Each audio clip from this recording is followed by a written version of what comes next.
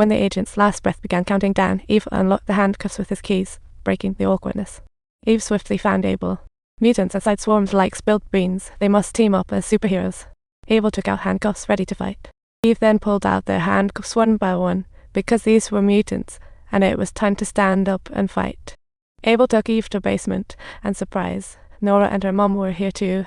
Apparently, the snake monster is not such a reliable tour guide. Then, Abel said after numerous failed tests, positive energy was the key to defeating monsters.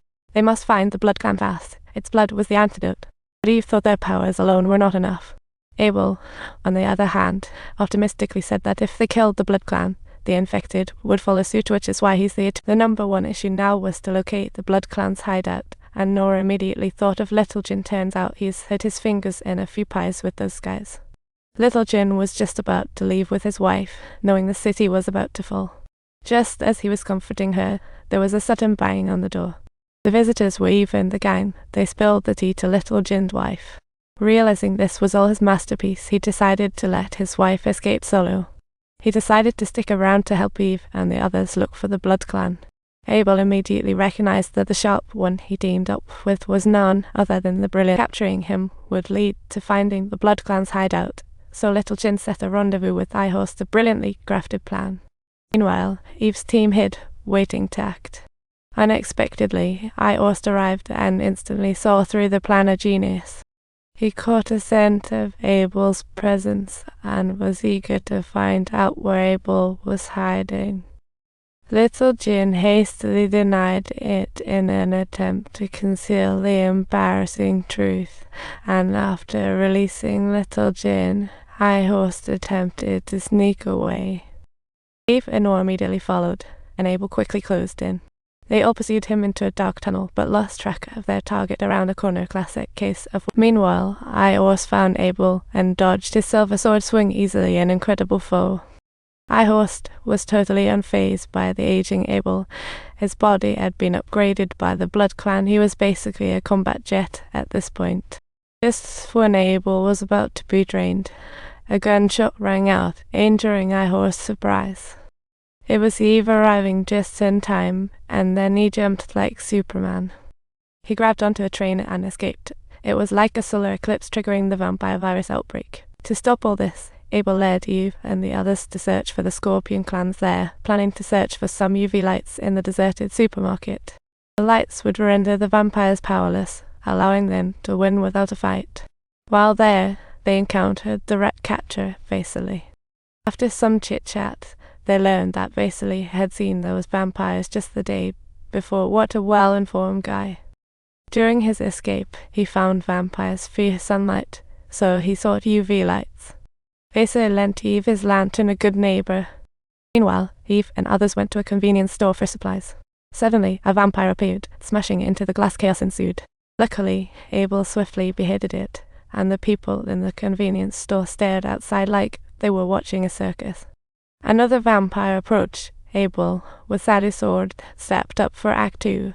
Just then, Vasily came over to join the fight, but his weapon was utterly useless against the vampire. In other words, he was about as effective as, well, an old guy tried to sneak away, but was swiftly dealt with by the vampire that appeared. Suddenly, he became vampire chow. Others had silver guns, but Vasily wielded a rusty rod. Thankfully, his strength kept vampires away.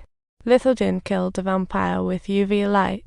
Then another popped up like a comedy. Unprepared, Little Jin was knocked down by a long snake-like appendage, but Abel arrived just in time and took out the vampire with one swift sword stroke. Talk about the hero. Watching the increasing number of vampires, they had no choice but to retreat to the convenience store. Eve looked at the growing horde outside, realizing it was futile to stay put. She immediately began charging the UV lights to break free from the siege.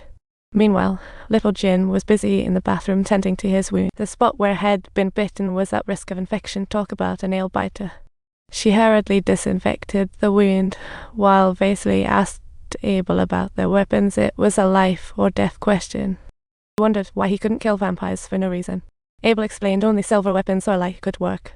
Eve informed everyone about the outside situation and warned them to stay inside, but one unlucky girl didn't hear it and made a stubborn choice.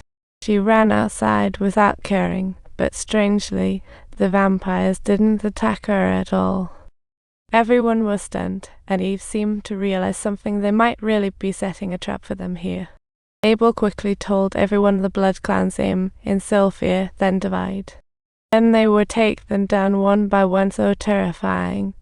It was hard to even imagine.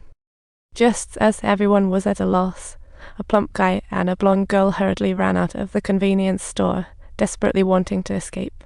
Not long after they got out, the plump guy was attacked and quickly became the vampire's meal. Thank goodness Eve and Nora arrived just in time.